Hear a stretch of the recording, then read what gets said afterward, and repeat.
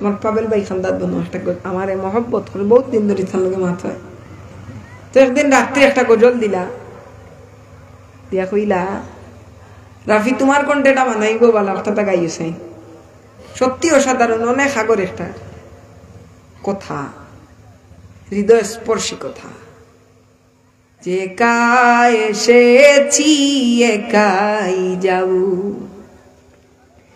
তোরা কেউ যাবে না মোর সনে, তোরা কেউ যাবে না মোর সনে, দুয়া করিও আপনজনে।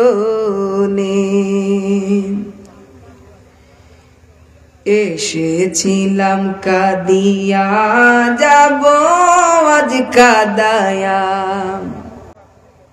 এসেছিলাম কাঁদিয়া যাব আজ কাঁদায়া।